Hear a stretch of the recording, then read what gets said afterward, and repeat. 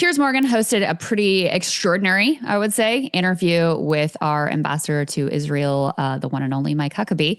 And we have a couple clips here we wanted to share with you, starting with Piers asking him about the number of people who are being starved to death by Israel inside of the Gaza Strip right now. Let's go ahead and take a listen to Huckabee's response. Why does Hamas hate GHF? One of the things they demanded in one of the negotiations just 2.5 weeks ago was that GHF had to be shut down. Why would Hamas want to shut it down? I'll tell you why. Because Why would Hamas want to shut down GHF? GHF is a Mossad-run, private mercenary contracted death trap for starving Palestinians, and they've been savagely killing scores of Palestinians that are being lured into these food sites, the promise of food, only to be met with bullets. And we've heard from private mercenaries themselves who have blown the whistle on the operation. And we still have U.S. congressmen saying, but Hamas. GHF method of getting food has really hurt their capacity to control the food market, and it's costing the food market, the market guys, them money.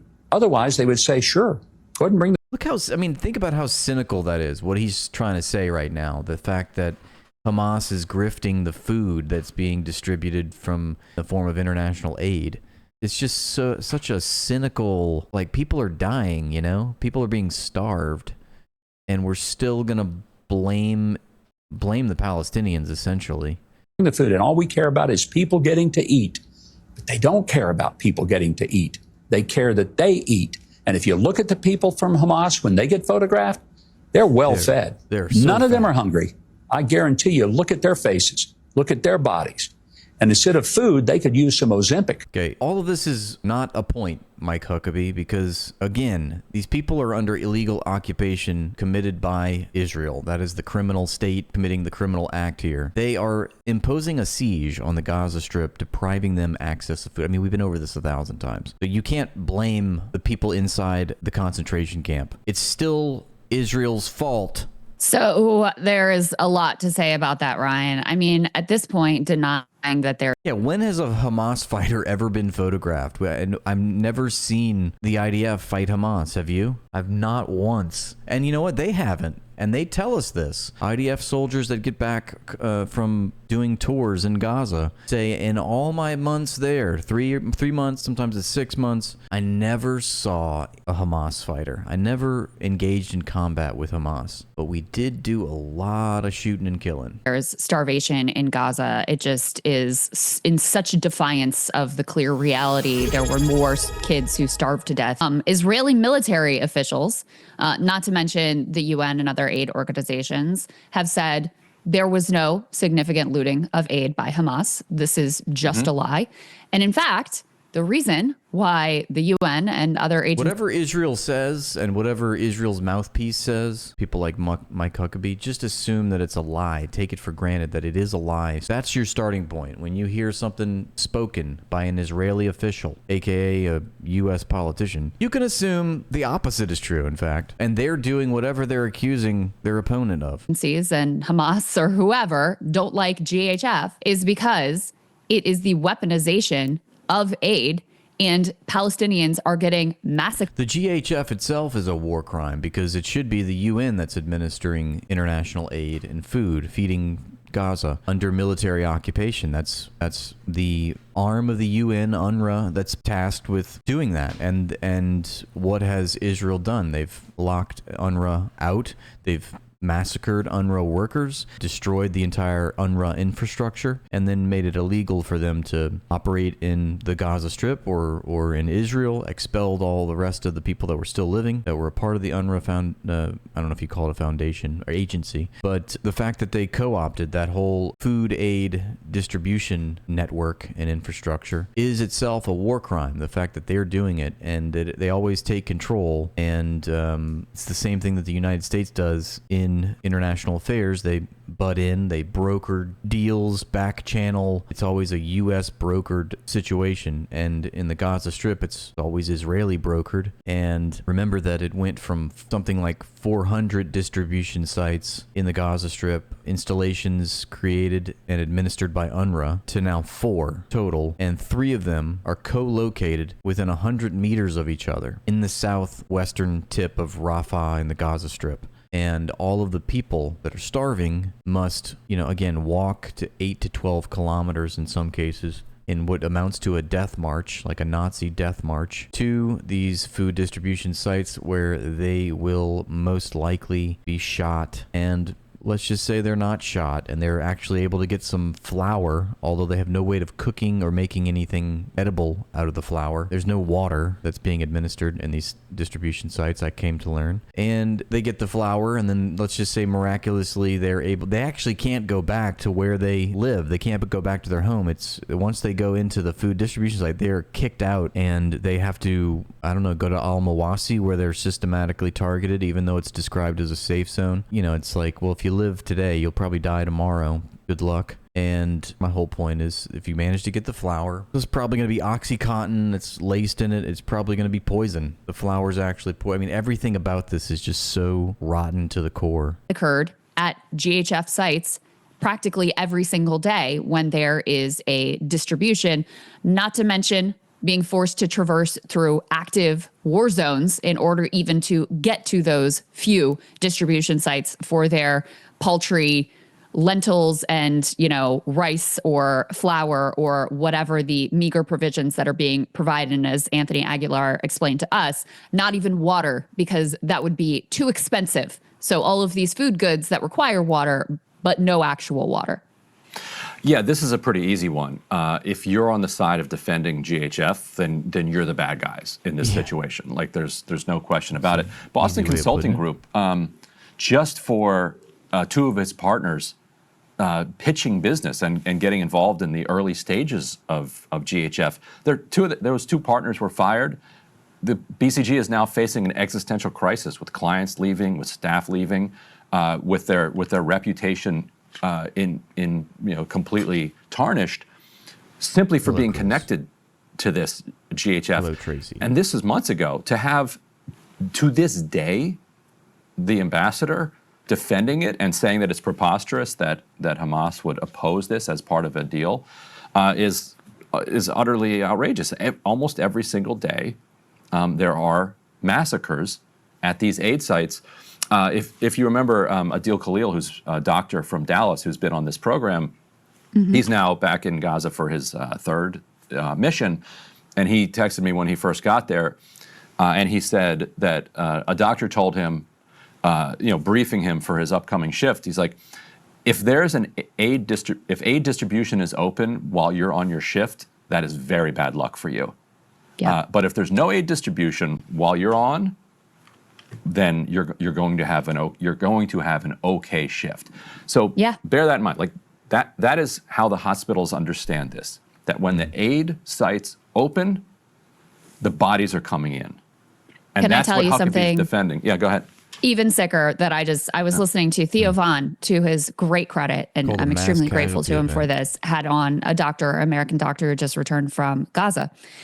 And he said, in Islam, it is forbidden to take your own life, to commit suicide. And he heard of people who would say, if my wife, if my family are killed, I'm going to one of the GHF sites, basically in hopes that they will take me out. Like suicide by GHF site aid, quote unquote aid massacre. That's how dark it is. And he also attested, as numerous doctors have at this point, he worked at Nasser Hospital as well, which is the primary hospital where these aid massacre victims would be brought. He said, when there was an aid distribution, you would have roughly 300 people come in wounded with various wounds, and plenty more who were killed. So that's what our ambassador, Mike Huckabee, great Christian, is defending here. We also have a clip here of him being asked by Piers Morgan to comment on the assassination of 5 Al Jazeera journalists. Again, we covered this extensively yesterday. Israel is not denying that they targeted and assassinated these 5 journalists, including among them Anas al-Sharif.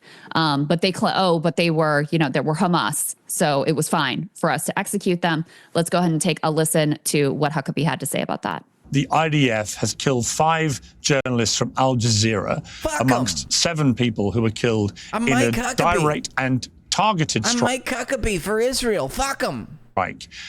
In Gaza City. Al Jazeera called it a targeted assassination and a blatant and premeditated attack on press freedom. I don't give a fucking shit. Now, the IDF immediately put out a statement saying that cash my check. 28-year-old correspondent Anas al-Sharif, who had become extremely well known in Gaza for his broadcast. Give me my fucking money. During the war. They said that he served as the head of a terrorist cell in Hamas and produced documents including personal rosters, lists of terrorist training courses, phone directories, and salary documents that they said proved he belonged to the new Jewish national home, guys, is The Hague. Did you know that? Hamas. But since then, a number of journalists, including many from the BBC, have said that this evidence, to their eyes, very experienced war correspondents, is not convincing. And the reason this matters so much is that if the IDF has deliberately targeted a group of journalists in Gaza City, and it turns out that that man, al-Sharif, was not a Hamas terrorist, then that would constitute a war crime. We're still just like, we've got to dance around. Why can't he just say what it is? They always have to say, well, if this, pending an investigation, it's like, we know what they're doing. I also would point, there are photos where this...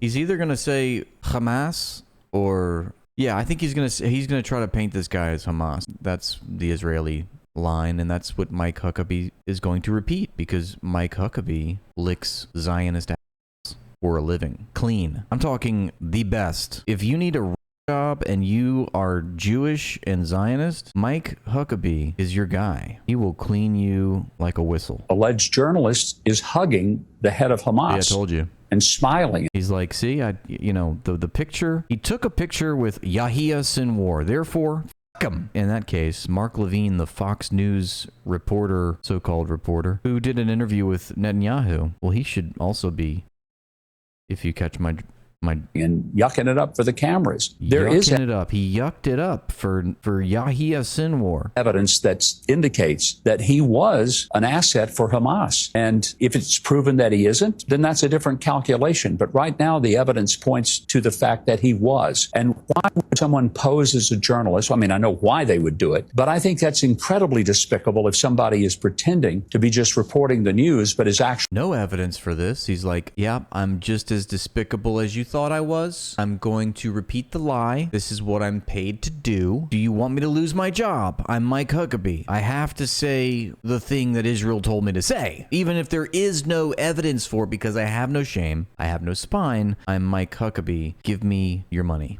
Actually being a participant in the outcome. It's like if a referee at an American football game, instead of wearing the striped jersey of the referee, decides to put on a team jersey and actually root for one team over the other and aid and abet. This is such a convoluted analogy, Mike. Can you are you taking your dementia pills? Team over the other. But the big difference is that in football, it's just a game. Mike, where are you right now? Mike, what is your last name? Really doesn't matter. This matters. People are dying there every day. And anyone who helps Hamas, who is sympathetic to them, who aids and abets them, I can understand they would be a target. He's saying that right now, and his anus is completely lubed up, waiting for the Israeli prime minister in the green room. But there is no actual hard evidence that he was a Hamas terrorist. The only evidence appears to be old pictures of him with Hamas leaders, of which there would be many people in Gaza who would do pictures of that nature with the governing body. This is prior to October the 7th. I think judging people as...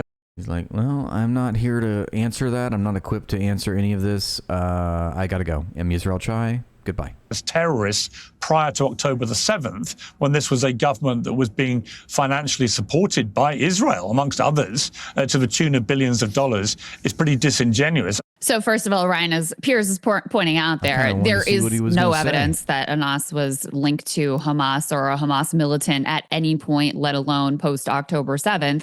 And you can all go out and watch his work product if you want to know what he has been up to for these past nearly 2 years. Second of all, I just have to note, it is quite rich for a former Fox News host to take this line about how if you're rooting for one team specifically, and you put on the jersey and you're not just being the neutral ref, all projection, then that right? He's like surrounded by Israeli flags every time we see him.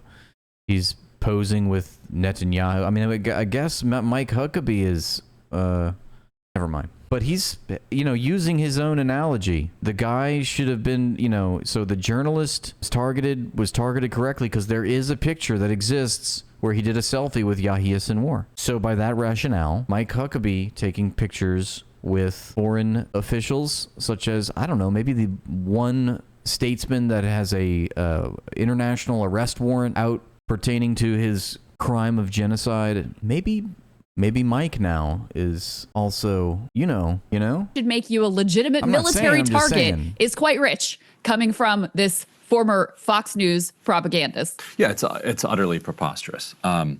If you live in Gaza and you're a high-ranking, if you're a journalist of serious repute, like the Hamas leadership wants to be seen by all with accounts, you. This was like the most prestigious or most well-known, I don't know, but prestigious, if that's the right word, but he was very well respected, one of the leading voices still reporting on the genocide live from the Gaza Strip on behalf of Al Jazeera, his employer. Like it goes the other way around for the most part. Think about the other thing I was thinking about. Hey, all of our members of Congress are there taking photos with Benjamin Netanyahu right now. Right. Does that mean they're fake Congress people and they're legitimate military targets? It's ridiculous. It's utterly absurd. Right. And also, Israel's own documents that they put out said that he left in early 2023 because of some explosives accident that cost him his hearing in one ear and vision, and hurt his vision in another eye. It's like, well, none of that is like evident in any of his work. But even assuming that this is the case, you're saying that he has not been a combatant since before October 7th, 2023. The rule is that you can only kill combatants. Like, just because somebody previously served, and I'm not acknowledging that he previously served. Even if, according to, I just thought of this, under international law, if we want to get real technical, even if you are helping the armed resistance group as a civilian, the IDF still has no right to target you. Saying that he did, because there's really no evidence that he did.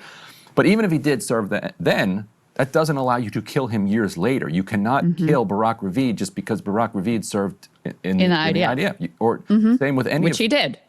And that's what people do for the most part. They serve in the militaries of their country. But you can't then later kill them as a result of it. So then yesterday, Israel put out again, they said, clarification, because they saw they were getting clowned all over the world for this argument. They had clarification. We have newly uncovered new secret documents that show he was still a secret terrorist. And people around the world have been getting their news from Anas al-Sharif, and they know that he has been working from dawn all the way often through the night, because you can't sleep because of the drones and the explosions. He's posting and doing live hits constantly. And so now Israel's claiming that actually in his downtime, he was this secret terrorist. And they're only saying that now, their clarification, because the last answer landed like a dud.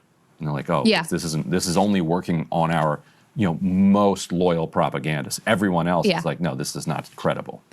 Well, and they've murdered so many journalists, hundreds at this point. The number I saw was north of 240. They've murdered so many. Most of the time, they don't even feel the need to justify it. It's just, they just kill them and nobody hears anything about it. And there's, I think, cannot be disputed at this point that journalists have been intentionally targeted. You have international journalists are barred from entering the Gaza Strip. So they aren't there to shoulder some of the burden of being able to report out this genocide. So it's fallen to Palestinians to be responsible for the full reporting burden of, documenting their own friends and family members being starved and brutalized and killed. And then on top of that, they all, I mean, Anas was receiving text messages. He anticipated his own murder at the hands of the IDF and put together, his final statement to be published upon his death. That's how much danger he felt his life was in. And, we can put this next before.